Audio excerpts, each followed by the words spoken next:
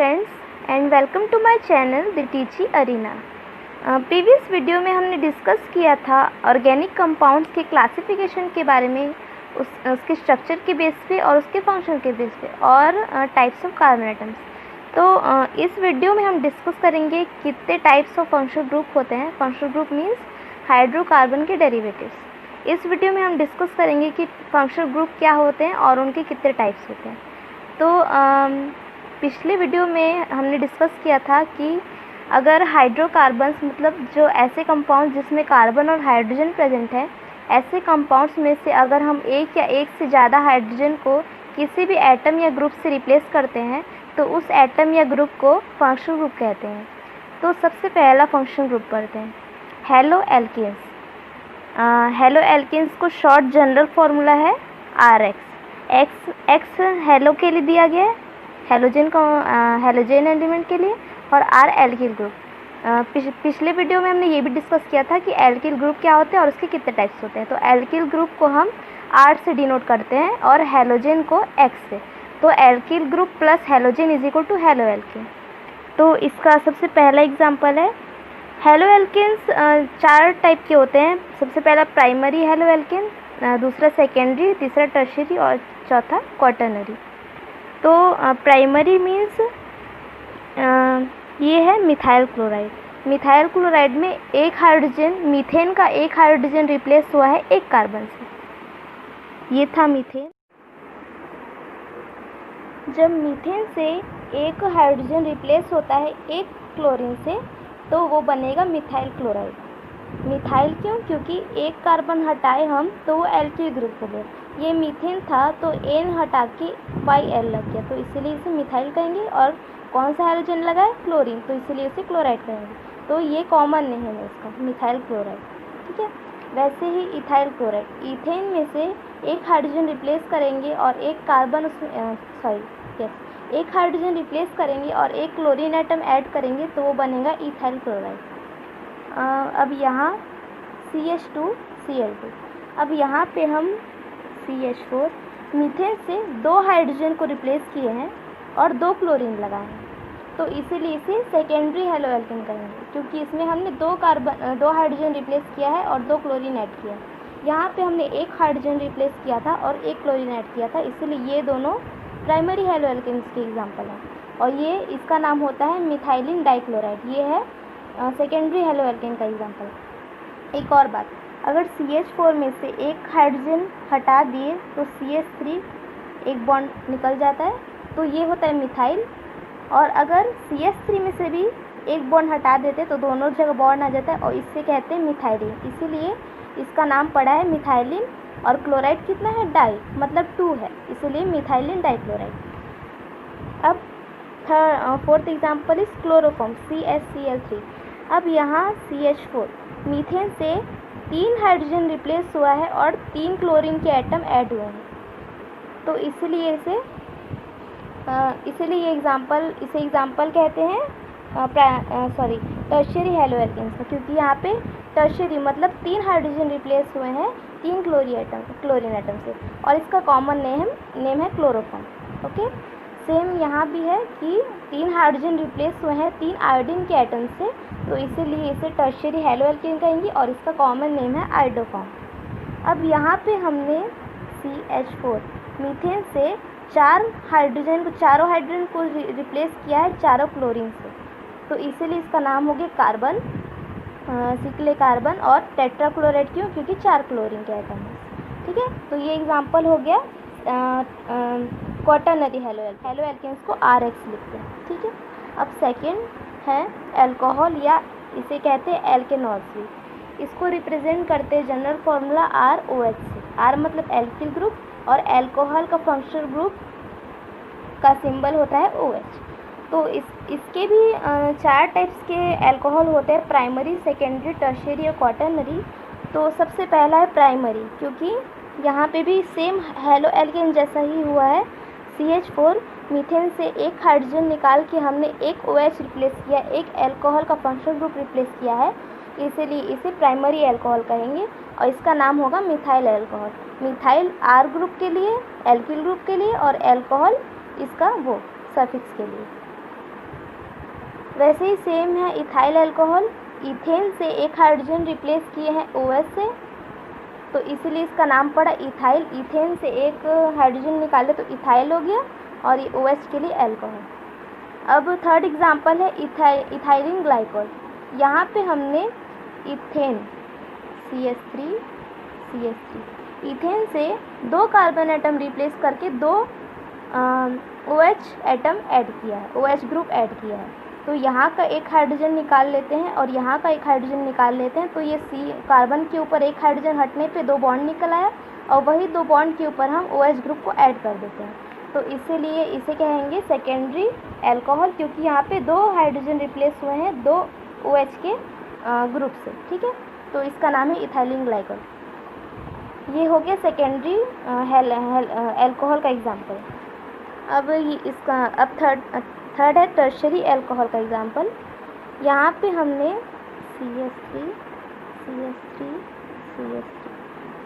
ये क्या है, प्रोपेन है। प्रोपेन से हमने 3 हाइड्रोजन को रिप्लेस किया है 3 OH के ग्रुप से। इसका ये हाइड्रोजन एक एक हाइड्रोजन निकाल लेंगे तो कार्बन के आगे एक बॉन्ड बन जाता है।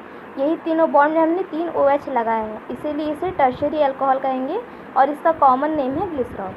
ठीक है, यहाँ पे भी वैसे ही सेम R होता है एल्किल, मतलब जो भी ये CH3 और CH2 वाला ग्रुप है, ये सब वो होगा एल्किल ग्रुप, और OH जहाँ लगा है वो हो गया फंक्शनल ग्रुप। ठीक है, अब थर्ड है ईथर, या उसे ही कहते हैं एल्कोक्सी एल्केन।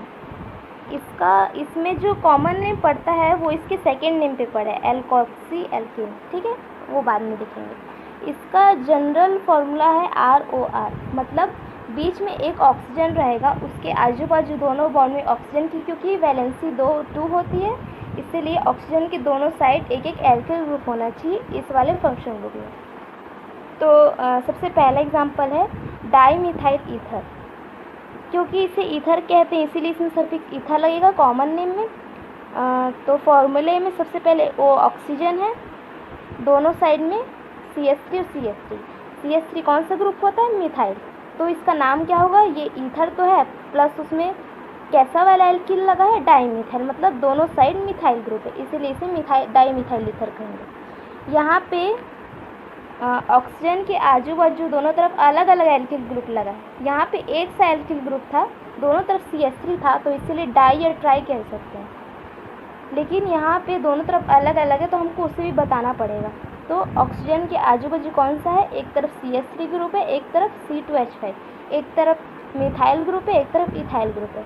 तो इसको पीछे से काउंट करते हैं। सबसे पहले पीछे में क्या है, इथाइल है, तो इथाइल लिखेंगे, फिर मिथाइल लिखेंगे, बाद में लास्ट में इसका कौन सा फंक्शनल ग्रुप लगा इसमें वो लिखते हैं, ईथर।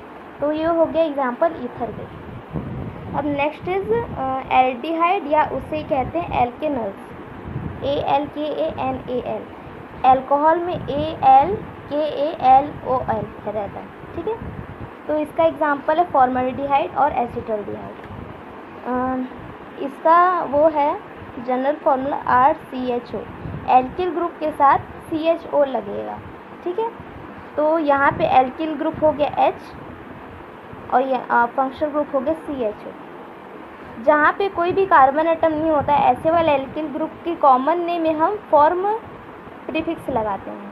ठीक है, और जहाँ पे CH3 होता है, मतलब एक कार्बन वाला एल्किल ग्रुप, वहाँ पे हम एसिड लगाते हैं, ACET। ये सब डिराइव्ड हैं इनके एसिड से, जैसे कि फॉर्मिक एसिड से डिराइव्ड फॉर्म, और एसिटिक एसिड से डिराइव्ड है एसिड। तो इसीलिए अगर एक भी कार्बन नहीं है तो हम उसे फॉर्म के रूप में प्रीफिक्स लगाएंगे, और अगर वहाँ एक CH3 या एक कार्बन है तो हम एसिड कहेंगे। तो इसीलिए H के लिए फॉर्म, और CHO क्या है, एल्डिहाइड, तो इसका नाम क्या है, फॉर्मल्डिहाइड, बिना कार्बन के एक फंक्शनल ग्रुप के साथ। और इसका नाम हो गया ये एसिड CH3 के लिए, और CHO के लिए एल्डिहाइड।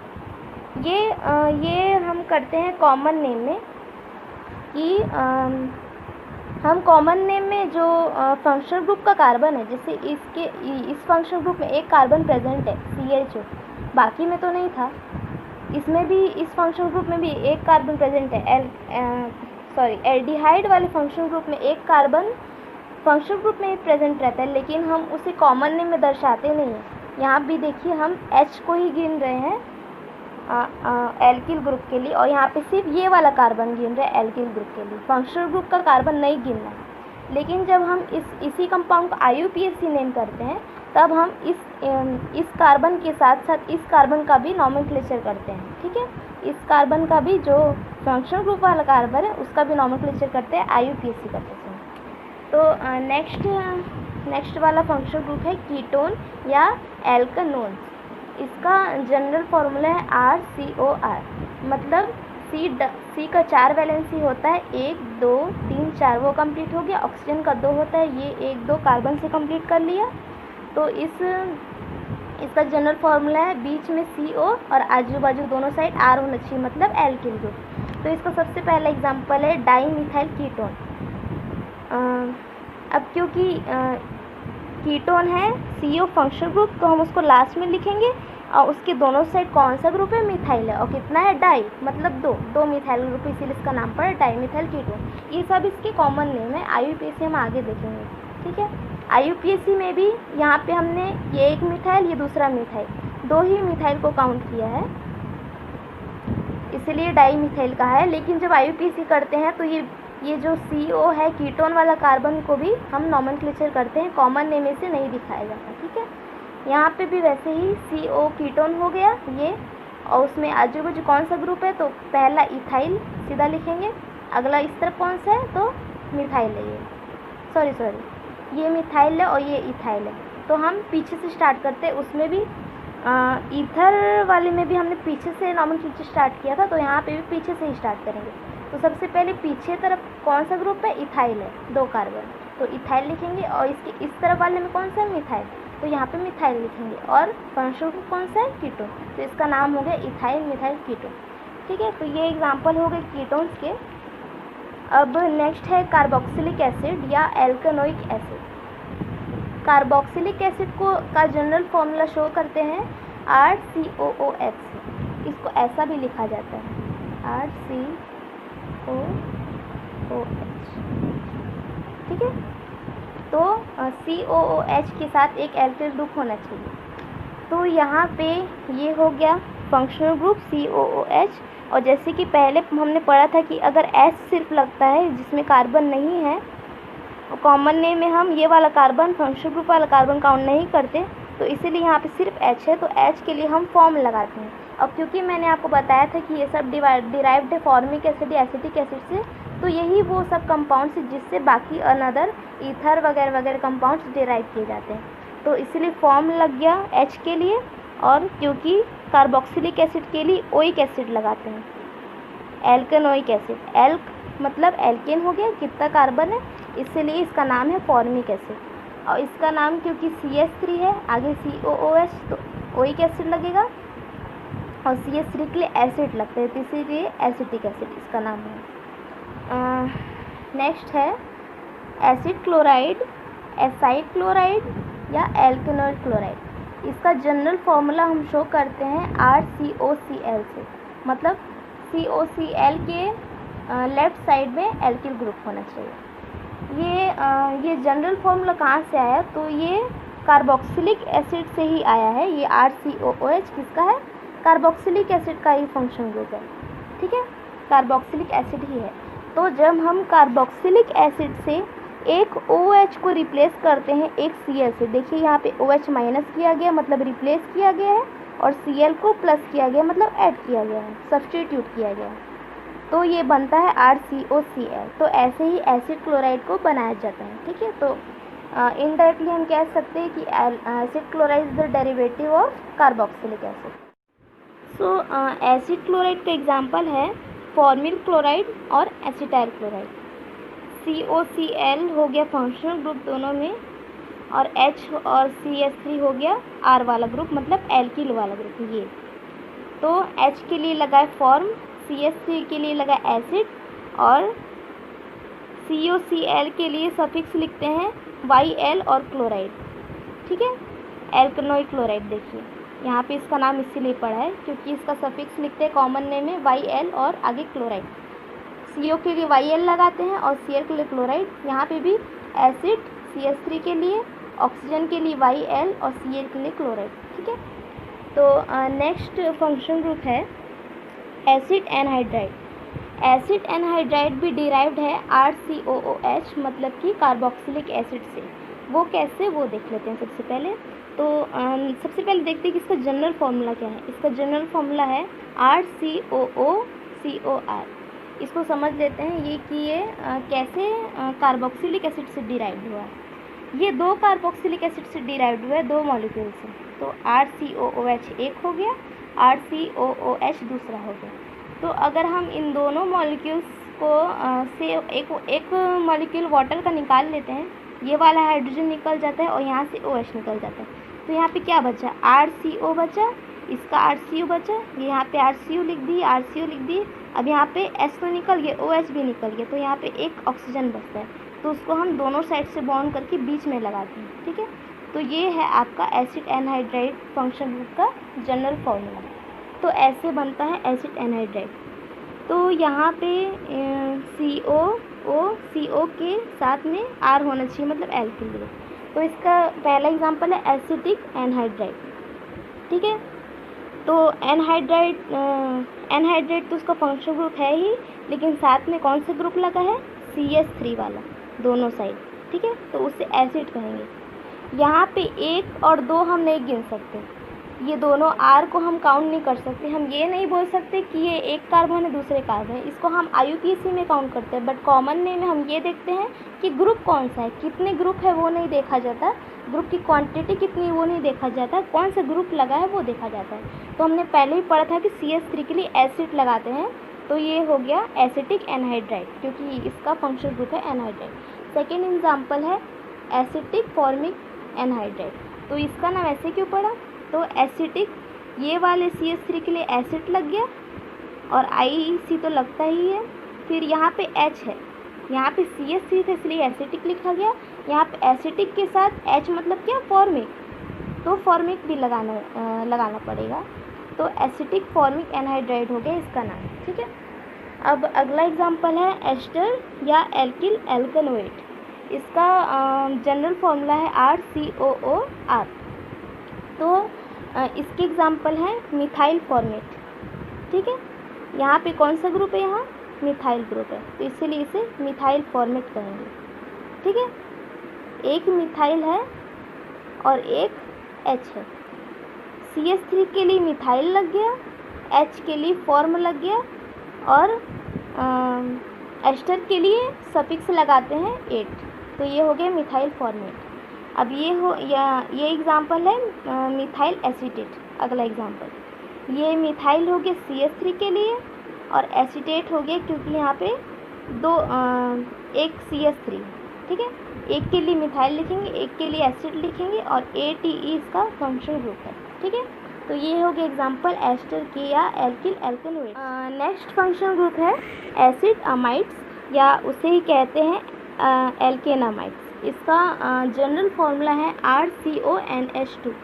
ठीक है, ये NH2 बोलते हैं अमीन, लेकिन अगर NH2 के साथ CO लगता है तो वो हो जाता है अमाइड, इसीलिए इसे एसिड अमाइड कहते हैं। तो इसका पहला एग्जाम्पल है फॉर्मामाइड। फॉर्मामाइड क्यों, CONH2 तो अमाइड हो गया, लेकिन उसके साथ क्या है H, तो H के लिए हम लिखते हैं फॉर्म, और आगे के लिए फंक्शन ग्रुप के लिए हो गया अमाइड, तो इसका नाम हो फॉर्मामाइड। सेकेंड है एसिटामाइड, ये CONH2 अमाइड हो गया और CH3 मतलब एसिड, तो इसका नाम हुआ एसिटामाइड। ठीक है, अब नेक्स्ट फंक्शन ग्रुप है अमीन्स, या उसे ही कहते हैं एल्केनामीन्स। मैंने पहले ही बताया था कि NH2 अमीन्स के लिए लिखते हैं, और अगर उसमें जैसे कि यहाँ पे RNH2 है तो ये हो गया अमीन्स या एल्केनामीन्स। अगर अगर इसी में हम CO लगा देते हैं तो वो हो जाता है अमाइड। ठीक है, यही डिफरेंस है इस दोनों में। तो अगला है अमीन्स या एल्केनामीन्स। इसे शो करते हैं जनरल फॉर्मूला RNH2 से। इसके भी 3 टाइप्स होते हैं, primary amine, secondary amine and tertiary अमीन। लेकिन हम इसमें कार्बन से कितना हाइड्रोजन निकला या कितना एटम से रिप्लेस हुआ उससे प्राइमरी, सेकेंडरी और टर्शरी में डिवाइड नहीं किए हैं। इसमें होता है डिवीज़न अमीन्स में से कितने हाइड्रोजन का रिप्लेसमेंट हुआ है उसके बेस पे। ठीक है, तो सबसे पहला तो यही हो गया NH3 होता है अमीन ग्रुप। अमीन ग्रुप से एक हाइड्रोजन निकल के NH2 हो गया और एक R लगेगा तो वो हो जाएगा प्राइमरी अमीन। जैसे कि प्राइमरी अमीन का एग्जांपल है CH3NH2। NH3 से एक हाइड्रोजन निकला है और रिप्लेस हुआ CH3 से, मतलब मिथाइल ग्रुप से, तो वो हो गया मिथाइल अमीन। सेकेंड है डाईमिथाइल अमीन। डाईमिथाइल अमीन में NH3 से 2 हाइड्रोजन रिप्लेस हुआ है और यहाँ एक H बचा है। 2 हाइड्रोजन रिप्लेस हुआ है, एक हुआ CH3 से, दूसरा भी CH3 से हुआ है, तो यहाँ पे 2 मिथाइल ग्रुप से दोनों हाइड्रोजन रिप्लेस हुआ है अमीन के, तो इसीलिए हम इसे कहेंगे डाईमिथाइल अमीन। ये है एग्जांपल ट्राईमिथाइल अमीन का, क्योंकि यहाँ पे नाइट्रोजन के तीनों हाइड्रोजन रिप्लेस हुए हैं CH3 से, तो इसे हम कहेंगे ट्राईमिथाइल अमीन। ठीक है। अब नेक्स्ट एग्जांपल है नाइट्रोएल्किन्स। नाइट्रोएल्किन्स को हम जनरल फॉर्मूला से रिप्रेजेंट करते हैं RNO2 से। इसे हम ऐसे भी लिखा जाता है क्योंकि यहाँ पे NO के बीच में एक कोऑर्डिनेट बॉन्ड है। इस कोऑर्डिनेट बॉन्ड को हम एरो से शो करते हैं। ठीक है। इसका एग्जांपल है RNO2, तो CH3NO2 और CH3CH2NO2। तो ये हो गया नाइट्रोमीथेन और ये हो गया नाइट्रोइथेन। ये इसकी IUPAC है, क्योंकि नाइट्रोएल्किन्स के कॉमन नेम से नहीं होते तो हम इसका IUPAC लिखेंगे। IUPAC में फंक्शनल ग्रुप को हमने पहले शो किया है नाइट्रो, और बाद में हमने कितने कार्बन हैं उसका उससे शो किया है, जैसे कि नाइट्रोमीथेन और नाइट्रोइथेन। ठीक है। अब नेक्स्ट फंक्शनल ग्रुप है एल्किल नाइट्राइट्स। एल्किल नाइट्राइट्स को शो करते हैं RONO से। तो ONO को हम लिखेंगे नाइट्राइट और R की जगह पे लगेगा एल्किल ग्रुप, जैसे कि CH3 लगा तो हम मिथाइल नाइट्राइट कहेंगे, या CH3CH2 लगा तो इथाइल नाइट्राइट कहेंगे। ठीक है। अब अगला एग्जांपल है एल्किल साइनाइड्स या एल्किल नाइट्राइट्स। इसका जनरल फार्मूला है RC ट्रिपल बॉन्ड N। ठीक है। तो R की जगह हम कोई भी मतलब कि एल्किल ग्रुप लगाएंगे, CH3 या CH3CH2, तो CN के लिए साइनाइड लिखेंगे और इसके लिए मिथाइल इथाइल प्रोपाइल जो भी हो गए, जैसे कि यहाँ पे CH3 है तो हम मिथाइल साइनाइड कहेंगे इसे, और यहाँ पे CH3CH2CN है तो इसे इथाइल साइनाइड कहेंगे। इसे क्योंकि यहाँ पे CH3 भी लगा है तो हम इसे एसीटोनाइट्राइल्स भी कह सकते हैं, जैसे कि हमने हमारा दूसरा नाम इसीलिए दिया गया है। और यहाँ पे प्रोपियोनाइट्राइल कहते हैं। अगर यहाँ पे CH3 था तो एसिड कहा गया, और यहाँ पे CH3CH2 अगर रहता है तो हम उसे प्रोपियो भी कह सकते हैं, तो इसीलिए इसका नाम प्रोपियोनाइट्राइल भी हो सकता है। ठीक है। अब लास्ट फंक्शनल ग्रुप है आइसोसाइनाइड्स या आइसोनाइट्राइल्स। इसे शो करते हैं RN ट्रिपल बॉन्ड C से। इस ट्रिपल बॉन्ड में एक बॉन्ड है कोऑर्डिनेट बॉन्ड भी। ठीक है। इसीलिए हमने इसे एरो से शो किया है। तो इसका एग्जांपल है CH3NC। तो मिथाइल CH3 के लिए लिखेंगे और NC के लिए होगा आइसोसाइनाइड, या इसे कहते हैं मिथाइल कार्बिल अमीन या मिथाइल आइसोनाइट्राइल। ये थे कुछ फंक्शनल ग्रुप और उनके एग्जांपल्स और उनके कॉमन नेम्स। अगले वीडियो से हम डिस्कस करेंगे IUPAC इस कंपाउंड्स के, उसके नॉमेनक्लेचर, IUPAC की हिस्ट्री वगैरह, IUPAC कैसे करते हैं, IUPAC के कितने पार्ट्स होते हैं, IUPAC किस रूल्स के बेसिस पे किया जाता है, हम ये सारी चीज़ें स्टार्ट करेंगे। सो फ्रेंड्स, आज की इस वीडियो में बस इतना ही। If you have any doubt regarding this video, then you can tell me in the comment box. So thanks for watching.